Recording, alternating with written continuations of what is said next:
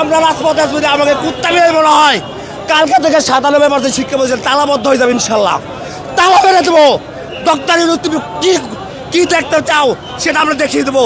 3% সরকারি প্রতিষ্ঠান দিয়ে আপনার শিক্ষা প্রতিষ্ঠান কি বাস্তবায়ন হয় না? আমরা 97% শিক্ষক, এমপিভুক্ত শিক্ষক শিক্ষা প্রতিষ্ঠান, আমাদের দ্বারা শিক্ষা প্রতিষ্ঠান এরকম পুলিশ, হাজার হাজার পুলিশ ডিসি এসপি নিয়োগ হয় কিনা সেটা আমরা দেখিয়ে দেবো ইনশাল্লাহ। আগামীকালকে তালা চলবে ইনশাল্লাহ যদি রাষ্ট্রযন্ত্র আমাদের শিক্ষকের উপরে ককটেল মারে। জবাব চাই, জবাব চাই, জবাব চাই, পুলিশ কেন শিক্ষকের উপরে হামলা করে? জবাব চাই, জবাব চাই।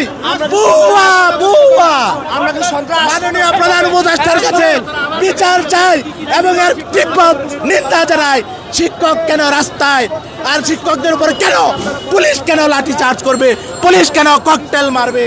দর্শক এই মুহূর্তে দেখছেন যে আন্দোলনকারীদের ছত্রভঙ্গ করে দিতে পুলিশের সাউন্ড গ্রেনেডের পর এই মুহূর্তে জলকামান নিয়ে আসা হয়েছে। দেখছেন যে সেই জলকামান গাড়িটি প্রেস ক্লাবের সামনে রয়েছে, আপনাদের সেই চিত্র দেখানোর চেষ্টা করছি। শুরুতেই আন্দোলনকারীদের এই প্রেস ক্লাবের সামনের যে জায়গা রয়েছে সেটি ছেড়ে শহীদ মিনারে যাওয়ার নির্দেশ দেন, কিন্তু শিক্ষকরা এই সড়ক ছেড়ে না যাওয়ায় পুলিশ একে একে সাউন্ড গ্রেনেড এবং এই মুহূর্তে দেখছেন যে একটি জলকামান গাড়ি সেটি কিন্তু আসলে নিয়ে আসা হয়েছে।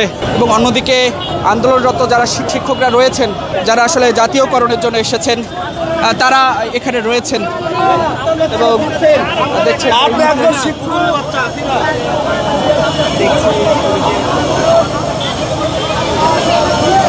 ঠিক এই মুহূর্তে এই যে জলকামান, সেই জলকামান দিয়ে